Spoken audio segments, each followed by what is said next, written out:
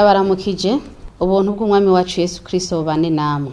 Kwizina ni Mukeshimana Marie Rose, ndongoye igisata c'abakenyezi, igisata c'abana n'icamasengesho muri niyo y'u Burundi. Murashobora kwibaza ngo igisata c'abakenyezi ni gisata bwoko ki, mbega gikora iki? Ni gisata kiri mu ishengero y'Abadventiste b'umunsi w'indwi, kikaba gifise ihangiro ridasanzwe ryo kukuza abakenyezi b'Abadventiste b'umunsi w'indwi mu buryo bw'impwemo, mu gutegura amavugabutumwa, mu gutegura ibikorwa by'ubugwaneza, ndetse kigahana akaryo abakenyezi b'Abadventiste b'umunsi w'indwi mu kwisununura mu buryo bw'ubwenge canke mu gukura mu buryo bw'ubwenge, kuko kirategura amakarisha bwenge ararikira abakenyezi kwitunganyiriza imigambi ishobora gutuma batera imbere mu miryango yabo, ndetse bakaronka n'ibyo bikenuza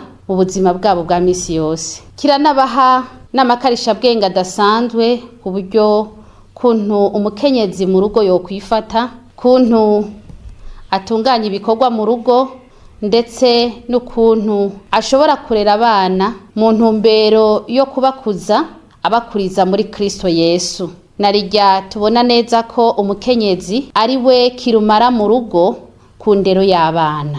Igisata c'abakenyezi ntigisigara inyuma mu iterambere ry'igihugu. Igihe cose igihugu kiduhamagariye mu bikorwa by'iterambere, nabo ntibasigara inyuma mu gihe ico gikorwa duhamagariwe kidabangamira umwidegembyo wo kwemera kwacu. Muri uyu mwaka w'2026 mu gisata c'abakenyezi twagiriwe amahirwe n'ijuru, turafise ivugabutumwa ridasanzwe. Ivugabutumwa rizoba mu gihugu cose, ivugabutumwa rizoba indwi zibiri. Iryo vugabutumwa rizoba kw'igenekerezo rya 15 gushika igenekerezo rya 30 z'ukwezi kwa gatanu 2026. Ndumva ko ari muri uyu mwaka nyene, ndetse ni uku kwezi twatanguye. Yavuga butumwa rero rizoha akaryo abakenyezi kwidagadura, maze bagakora mu buryo budasanzwe mu kwamamaza ubutumwa bwiza. Nayo mpamvu ndarikira umukenyezi wese kutazohara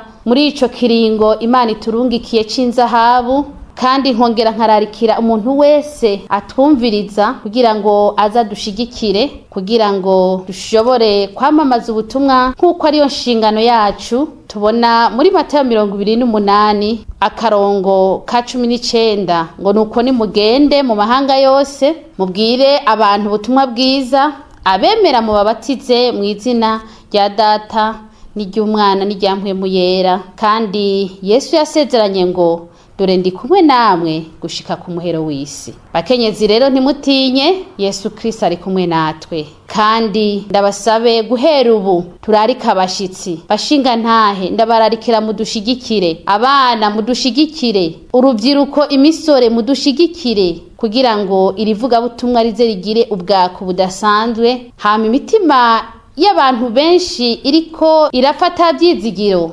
ishobore kumenya ubutumwa bwiza.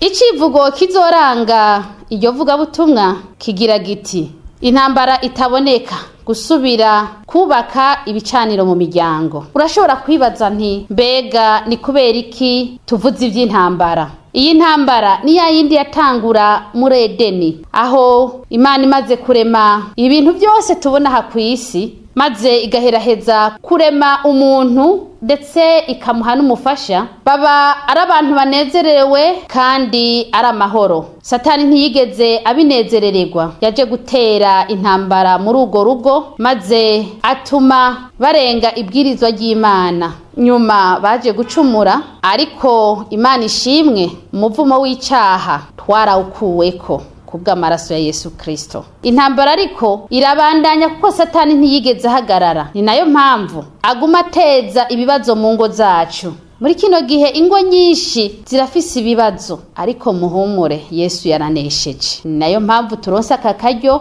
ko kwiga ibi vyigwa kugira ngo twumve ingene twosohoka muri iyo ntambara, kandi twongere dusanasane ibicaniro mu ngo byacu byabomotse. Shimire rero abo bose bariko bagira uruhara rudasanzwe mu kwitegurira ivugabutumwa. Shimire kandi abo bose bariko bararika abashitsi kugira ngo tuzobe benshi mu kumviriza ijwi ry'Imana rivugana natwe. Shimire n'uwo wese yiteguye kuzobana natwe ndetse no kudushigikira. Ubuntu bw'Umwami wacu Yesu Kristo bubane namwe. Amen.